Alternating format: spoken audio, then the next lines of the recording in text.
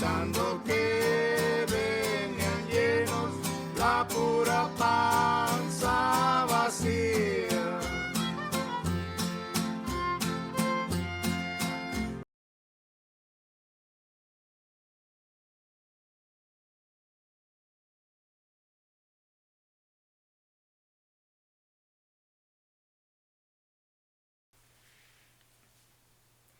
Hello, and welcome to our show. We are your hosts, Charlie Smallhorn, Nathan Perry, Drew Common, and Katie Hayden. Today, we are going to be covering the Battle of the Alamo. The Battle of the Alamo was a besiegement that took place in modern-day San Antonio from February 23rd to March 6th, 1836, and was between the Texian forces and Mexican forces. For our show today, we will be covering all of this in a battle analysis.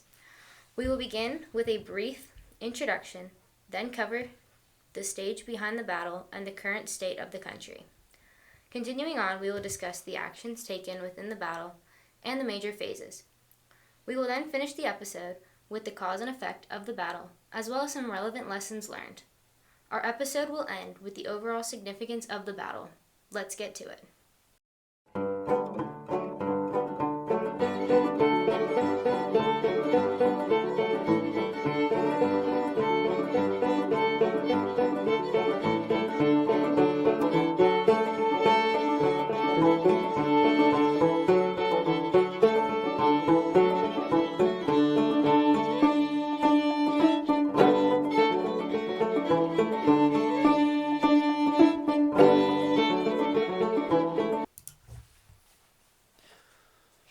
Before we speak about the actual battle that took place, we need to give context around Mexico, Texas, and the greater conflict that led to this individual battle. In the early 1800s, much of North America was still under European colonial rule. The Spanish Empire controlled vast territories in the Americas, including the region now known as Texas. This was part of New Spain, a sprawling colonial entity that stretched from the southwestern United States to Central America. Despite the vastness of this territory, much of northern Mexico, to include Texas, was sparsely populated, and Spain faced difficulties in maintaining control over this frontier region. The situation was compounded by the fact that the native population in Texas, including various indigenous groups such as the Comanche and Apaches, posed significant challenges to settlement. Additionally, the Spanish authorities were wary of American expansion, particularly after the Louisiana Purchase, which greatly increased the United States' territorial claims westward. This geopolitical reality shaped Spanish policy towards its northern frontier, often involving the establishment of small military forts and missions to assert control, but this was insufficient to govern and control this vast landscape. The geopolitical landscape of North America underwent a dramatic shift when Mexico gained its independence from Spain in 1821. The new Mexican Republic inherited the vast territories that were once part of New Spain, including Texas. However, Mexico's struggle for independence had left the new nation politically unstable, with constant leadership changes, factionalism, and a weakened economy. For the newly independent Mexican government, one of the greatest challenges was managing the sparsely populated northern territories. Texas, in particular, was a key concern. It was far from the central authority of Mexico City, and Mexico lacked the resources to establish a strong military presence in the region. In an effort to strengthen its hold over the northern territories and populate the land, the Mexican government began offering land grants to foreigners. This policy was referred to as empresarios, and it led to the settlement of American families in Texas. One of the first and most influential empresarios was Stephen F. Austin, who in 1821 began bringing American settlers into Texas. Over the next decade, thousands of American settlers moved to Texas, attracted by the promise of land and opportunities for economic growth. While the Mexican government initially welcomed these settlers, tensions soon began to rise. The influx of Americans led to demographic changes that began to erode Mexico's control over the region. Additionally, many of the settlers were from the southern United States and brought with them the institution of slavery, which was illegal in Mexico. The settlers' growing political and economic power created increasing friction with the Mexican government. When highlighting the American point of view entering the Texas Revolution, no recap of Americans in the West is complete without the mention of Manifest Destiny, the belief that the U.S. was destined to expand across the North American continent from the Atlantic to the Pacific. This led many Americans to be keen to the idea of the annexation of Texas, with its vast lands and strategic location. From the perspective of the Mexican government, the growing number of American settlers in Texas was alarming. Mexico had already faced internal instability and external pressures, including the threat of further American encroachment. By the mid-1830s, the Mexican government began to tighten its control over the region in response to the increasing influence of Americans in Texas. Mexico began to impose stricter regulations, including the prohibition of slavery in 1829 and the imposition of tariffs on American goods. However, these measures only served to heighten tensions between Mexico and the settlers. The settlers, many of whom identified as American, resented the Mexican central government's interference. Local leaders in Texas, such as William B. Travis and James Bowie, began to call for greater autonomy and eventually the demand for independence. By 1835, the geopolitical climate was ripe for revolution. Tensions between the American settlers and the Mexican government had reached a boiling point. In October of 1835, the first military action of the Texas Revolution occurred. In the town of Gonzales, Texan militia fought off a small Mexican force that had been sent to confiscate a cannon that had been given to the settlers for self-defense. An oddly similar start to the American Revolution and the shot heard round the world. This skirmish, known as the Battle of Gonzales, was the spark that ignited the full-scale revolution. The Texan rebels, emboldened by this victory, began to organize for larger military action. Around the same time, the town of San Antonio de Bejar, modern-day San Antonio, the largest settlement in Texas and a stronghold for the Mexican military in the region, became a key target for the rebels. San Antonio was strategically important due to its size, its proximity to the Mexican interior, and its role as a military base for Mexican troops in Texas. The Siege of Bejar began in late October 1835, when Texan rebels, led by Stephen F. Austin and James Bowie, surrounded San Antonio de Bejar, which was held by Mexican forces under Martín Perfecto de Cos. The Mexican garrison, numbering 1,200, and the Texans, numbering about 600. One might look at these numbers and think that the Texans were at a stark disadvantage, but in truth, the Texans were riding the victory of various smaller battles against the Mexicans. For weeks, the Texans launched small-scale skirmishes and cut off the Mexican forces from reinforcements and supplies, putting them under siege. The Mexican troops faced shortages of food and supplies, while the Texans, though still outnumbered, utilized their knowledge of the terrain and received support from local Tejanos, or horsemen. The siege developed into a war of attrition, with the Texan forces maintaining the blockade and applying constant pressure.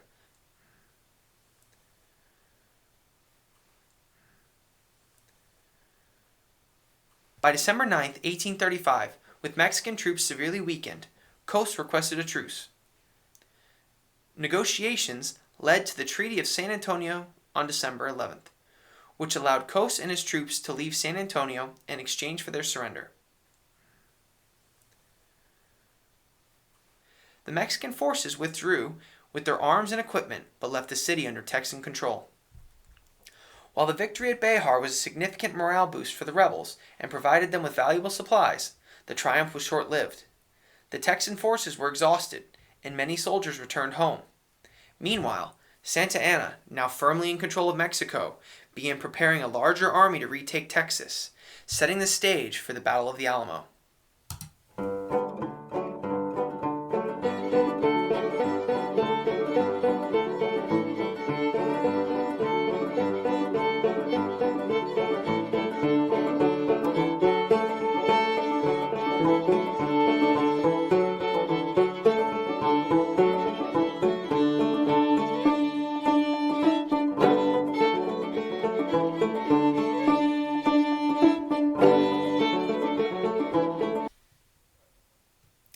Now that we have introduced what we are going to talk about, I'm going to give you a brief introduction to the besiegement and battle.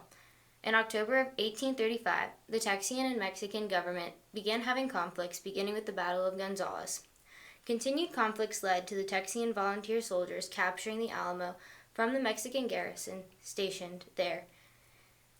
In December of 1835, a small band of 300 men, led by George Collinsworth and Benjamin Milham, overwhelmed the garrison and took control of the fort. This initial conflict marked the beginning of events leading up to the famous battle in February and March, early the next year. While both sides had many key people who helped the progression of the battle, there were some people who made the conflict happen.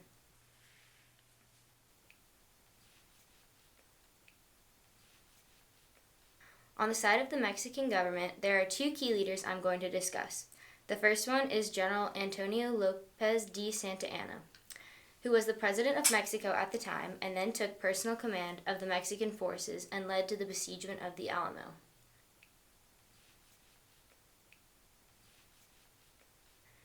The next key leader is Martin Perfecto de Cos, who was General Santa Anna's brother-in-law and a commander within the fighting force. He was responsible for leading a column of 300 soldiers, which assisted in the northwestern corner assault during the battle and later overrunning the north wall, but we will get into that one in more detail later.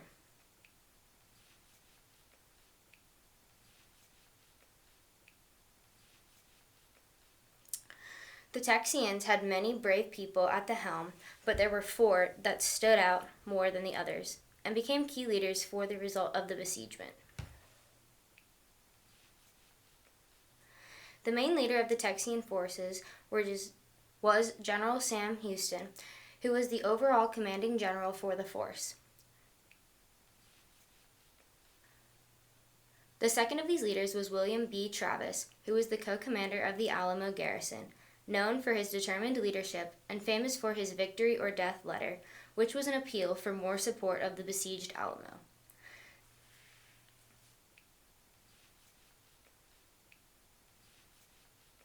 The next key leader is James Bowie, the other co-commander who is renowned for his fighting skills and the Bowie knife.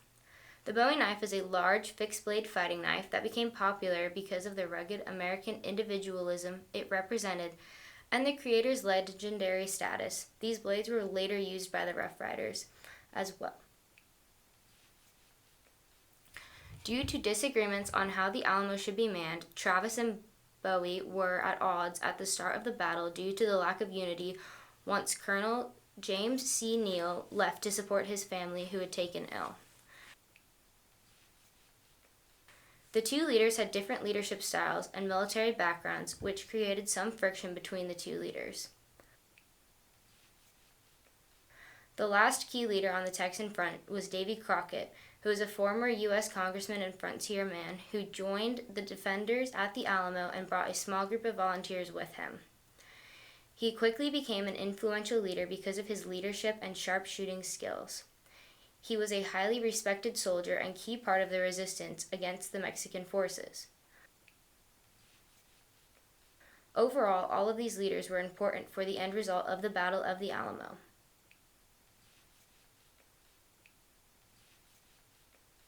Continuing on with our episode, we are going to discuss the disposition of both sides. Starting off, the Mexican forces had an estimated 1,800 to 6,000 soldiers who were able to surround and besiege the Alamo. They were armed with Brown Bess muskets and Baker rifles for the individual infantrymen. Cannons were used as well, firing 4 to 6 pounds on the south and east walls, but we will talk more about this later. The Texian forces had an estimated 185 to 260 defenders. These defenders were armed with a variety of things based on their diverse backgrounds. Some of the most notable guns were the Kennedy and Pennsylvania long rifles and the Model 1817 rifles, also known as the common rifle. The artillery they had was limited, but they did have 21 cannons of various sizes from 16 to 18 pounds, which played crucial roles in the defense against the Mexican assault. But they used anything they could find within the fort to fire on enemy soldiers. Because of the diverse fighters and lack of ammunition, they also used Bowie knives, tomahawks, and long knives in the defense.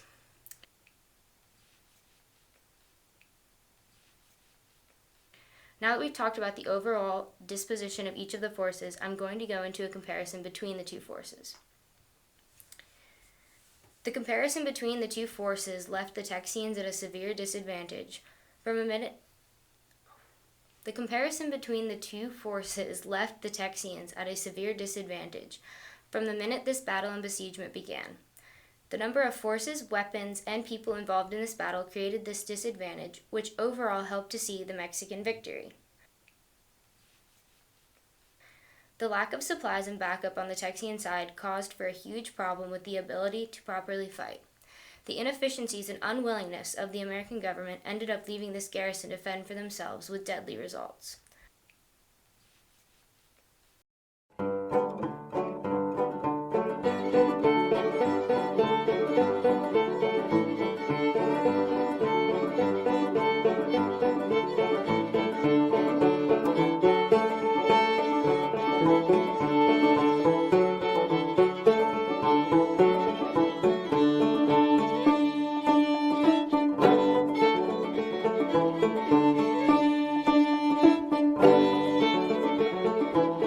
Now we will transition to Nathan for the Battle of the Alamo.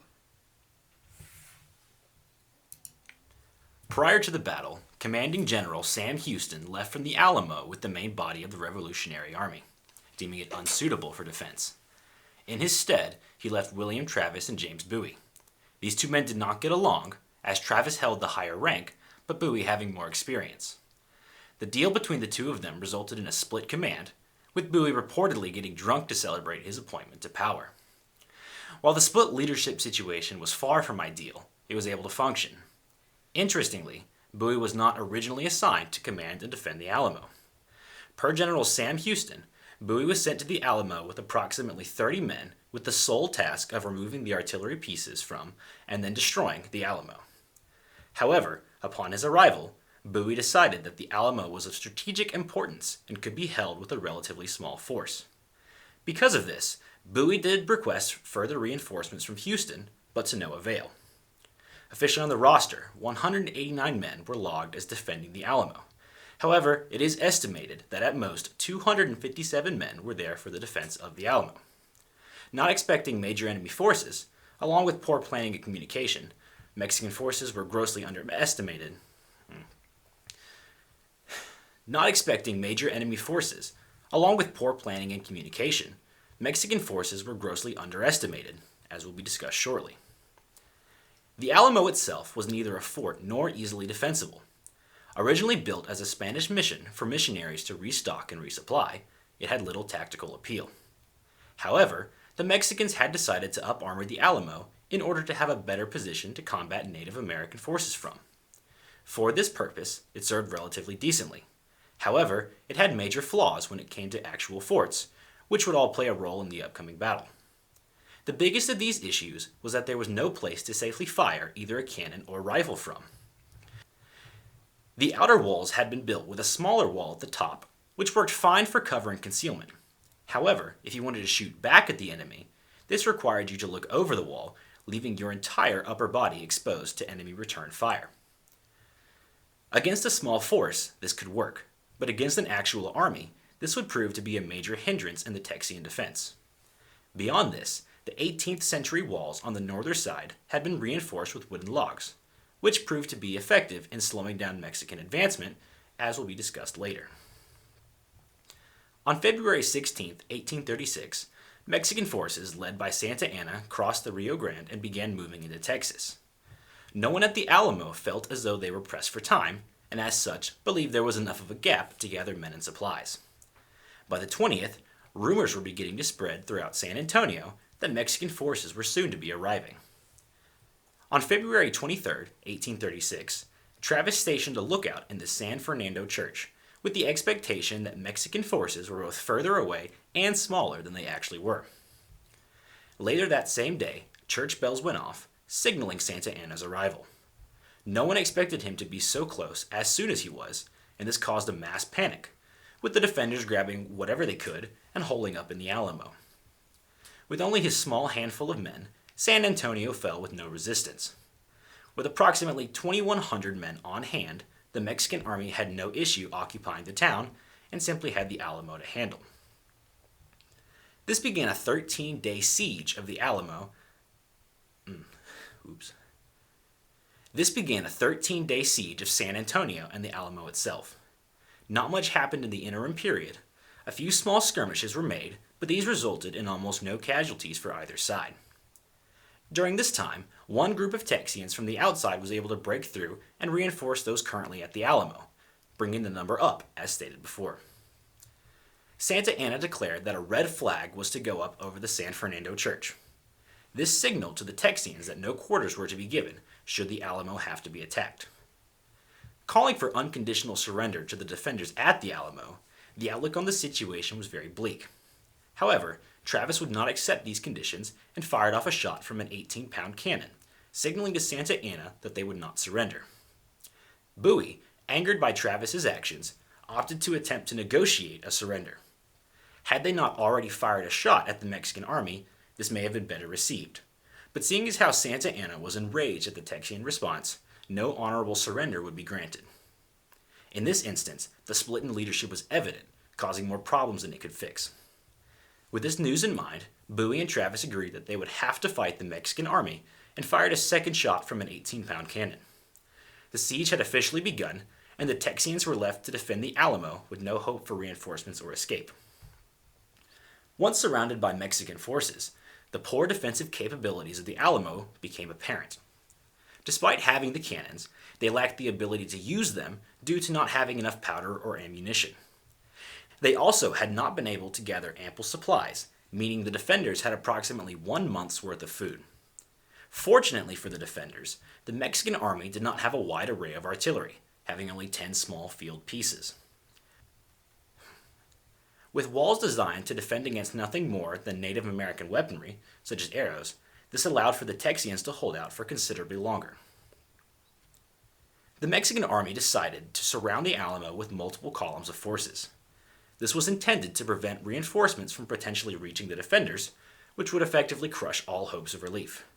Should any Texians from the inside attempt to get out, cavalry patrols roaming the area were positioned to cut down men fleeing from the Alamo. As stated earlier, the small amount of artillery in Mexican possession, with larger guns not arriving for at least 2 weeks, meant that they would have to move in range of Texian arms.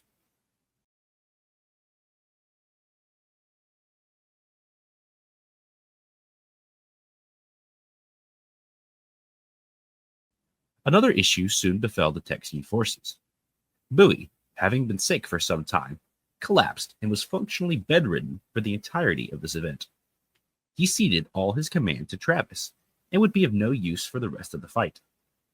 It is suspected that he had a severe case of pneumonia, but no one is sure what it officially was. With this in mind, Davy Crockett and his forces were placed along the southern wall of the Alamo, with Travis moving to the northern side. During this time, Mexican forces were firing on the Alamo itself. However, as the Texians had no ammunition for their cannons, every shot fired at the fort was inevitably returned by the defenders. With both sides burning through vast amounts of ammo, a slight lull was reached, both sides fully expecting an invasion, while not wanting to waste any more powder.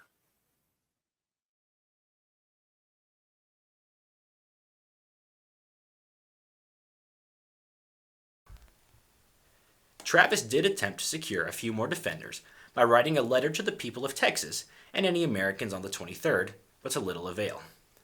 Fannin, another commander of Texian forces, opted to not attempt a rescue mission, deeming Goliad a more suitable place to defend from another set of Mexican forces moving north. The Gonzales militia did receive the message and rode to the fort.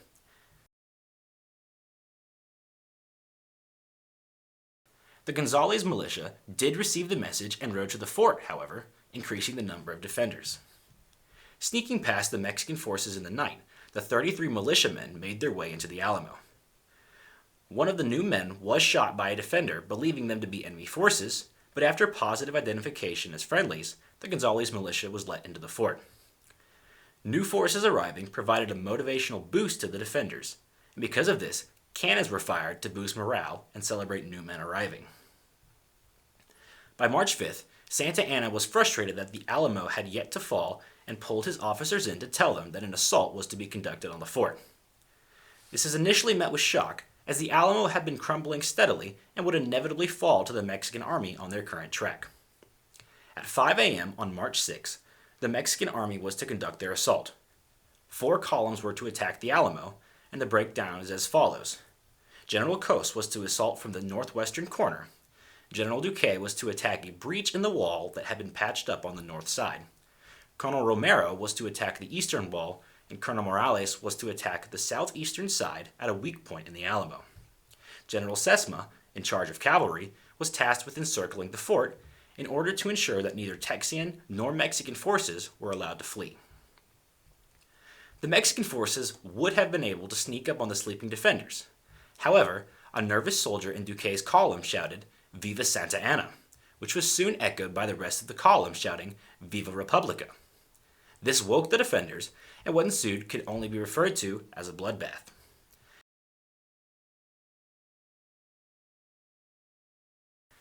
Texian soldiers loaded whatever trash they could into their cannons, effectively shooting shrapnel rounds at the Mexican forces. The wooden walls, as stated before, made it incredibly difficult for the Mexican army to scale, resulting in piles of bodies. Duque was shot in the thigh, nearly getting trampled by his men, and was replaced by General Castrillon. Despite suffering massive casualties from the Texians, it was a numbers game at this point. Once again, having to expose themselves to shoot meant the Texian forces were whittled down, and they had no numbers to compete in a battle of attrition. Travis suffered the same fate, being one of the first to fall from a shot to the head. Santa Anna, by this point, ordered his reserves to move forward and assist with the assault, and even more defenders are mowed down from rifle fire. On the southern side, Crockett and his men did an effective job of staving off the Mexican army with their rifles, which forced Morales to move to the southwestern side. But once again, as the Mexican forces did not have ample scaling equipment, like better ladders, they were amounting a massive casualty count for being stuck at the base of the wall. The few cannons the defenders could use were doing a decent job of keeping the enemy at bay, but even with that, the result was inevitable. The north side was already collapsing, and thus provided enough of a breach for Mexican troops to break through. With this, the fate of the Alamo was sealed. The southern gunners turned in on the Alamo to stop the wave of men, but were promptly overrun by the southern forces. The defenders on the walls were outnumbered and outgunned, and they abandoned the walls entirely. With the north and south sides now broken, the east was soon to follow, and eventually the west. Now completely surrounded, Texian forces retreated to the barracks and chapel for a final stand, which inevitably resulted in all men dying. The chapel was more properly prepared for defense, and the Texians held out for a little while. But the now captured 18-pound cannon was promptly turned towards the chapel and used to great effect by the Mexican forces. A few men tried to escape, but were promptly cut down by cavalry. A few surrendered, but it is unclear if they were allowed to live or if they too were killed. Crockett may have been among those few who surrendered, but regardless, everyone died in the end. The siege had ended with massive casualties from both sides. Around 600 Mexican soldiers were lost in the assault, and all Texian forces were killed.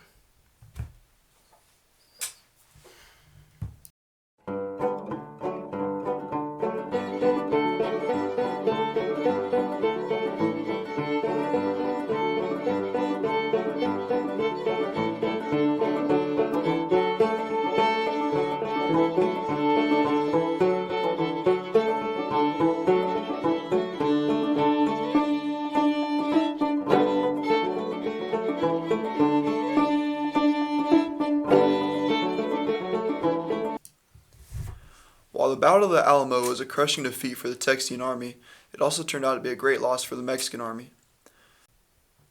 General Santa Anna lost a large portion of his forces during the battle, and this delayed his ability to make advances further into Texan territory. This delay would give the Texian army the crucial time they needed to reorganize their forces. The loss of the Alamo turned into the spark needed to fuel the Texans. The famous cry, "Remember the Alamo," inspired Americans from across the country to go to Texas and volunteer to fight. The new and highly motivated army mobilized under the command of General Sam Houston. This army would go on to defeat General Santa Anna at the Battle of San Jacinto on April 21st, 1836.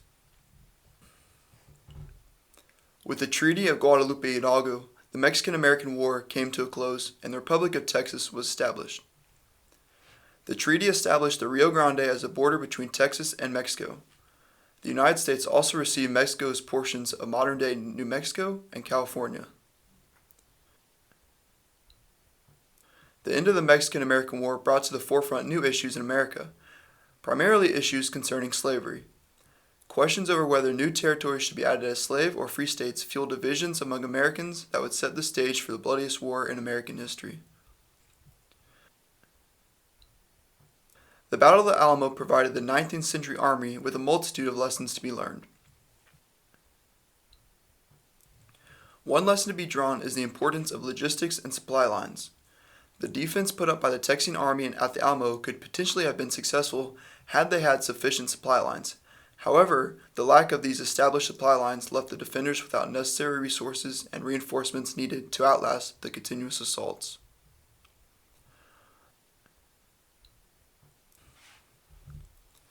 The way the modern U.S. Army combats this issue is through the use of sustainment brigades, whose purpose is to support brigade combat teams.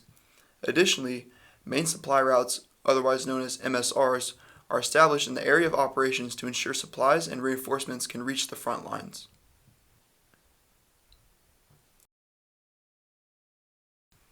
A second lesson to be learned is the importance of reconnaissance. One of the failures of the army at the Alamo was a lack of intelligence gathered about General Santa Anna's forces. They underestimated the speed at which he approached them and the extent of his forces, which contributed to their lack of preparation. Modern Army combat elements are equipped with cavalry scout units whose role is to obtain battlefield intelligence on the enemy.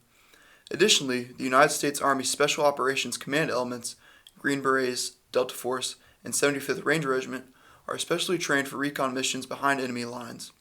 Furthermore, one of the 5 principles of patrolling taught throughout the Army is the second principle, continuous reconnaissance.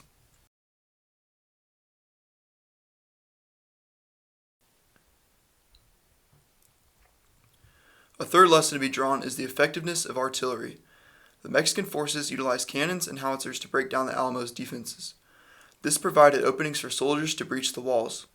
On the opposing side, the Texian forces lacked the men and resources to utilize the little artillery they did have at their disposal. Artillery would have greatly strengthened their defenses and could have potentially been a turning point in the battle.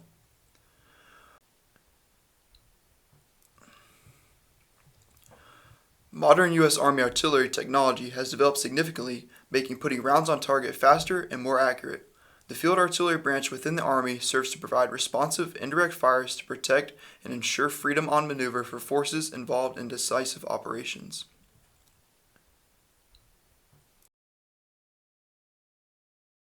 Fire! Fire! Gun one, fire!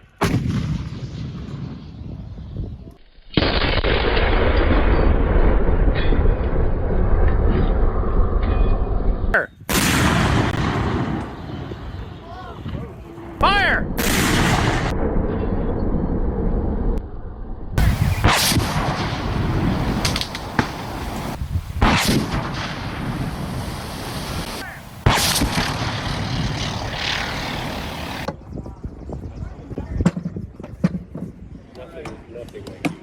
Keep going. Ready.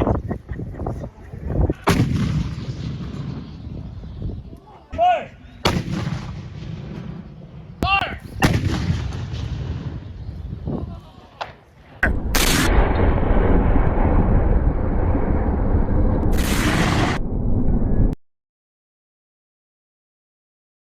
Monsieur Force set. Passing ready like Quebec lit. Don't want to miss it. Don't do it. No, we need him here. Now do some back. One leg.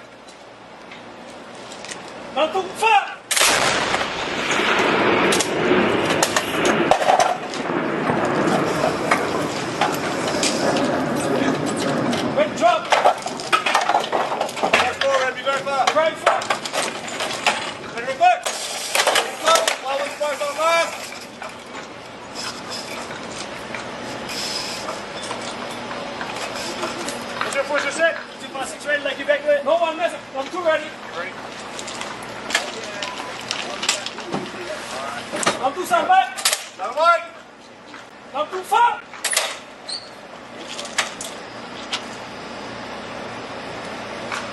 Don't do fire!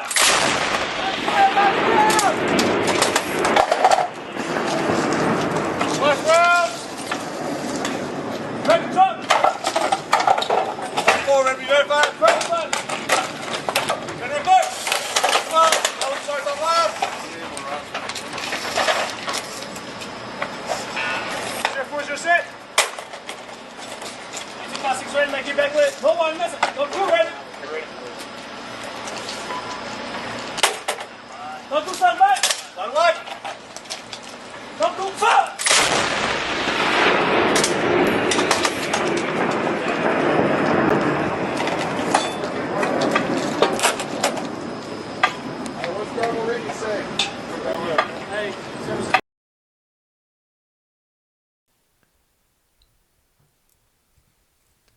To recap our show, the Mexican-American War was a struggle between the Mexican army and the Texian rebels who were unsatisfied with Mexico's oppressive rule and who desired to be an independent nation. Key figures for the Mexican army were General Antonio Lopez de Santa Anna, who was the president of Mexico. His brother-in-law, Martin Perfecto de Cos, was the commander of the fighting force. The Texian key leaders at the Alamo were co-commanders William B. Travis and James Bowie, as well as the hero Davy Crockett.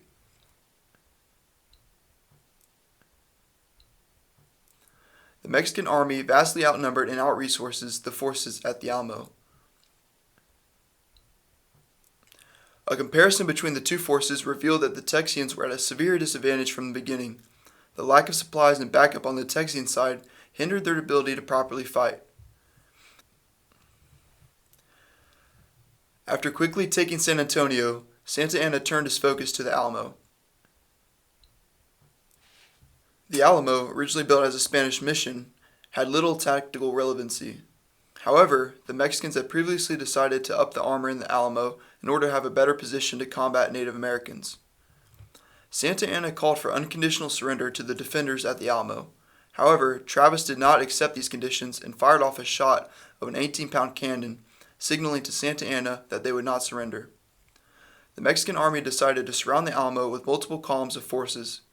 Should any Texans from the inside attempt to get out, cavalry patrols roaming the area were positioned to cut down the men fleeing the Alamo. On March 6th, the Mexican army conducted their assault. The defenders of the walls were outnumbered and outgunned and eventually abandoned the walls entirely.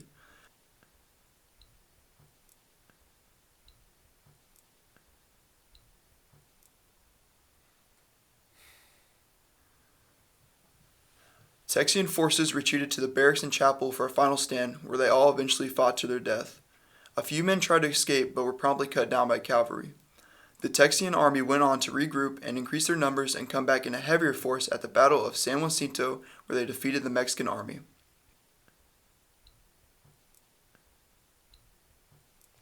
Three lessons for the 19th century army were the importance of logistics, reconnaissance, and artillery.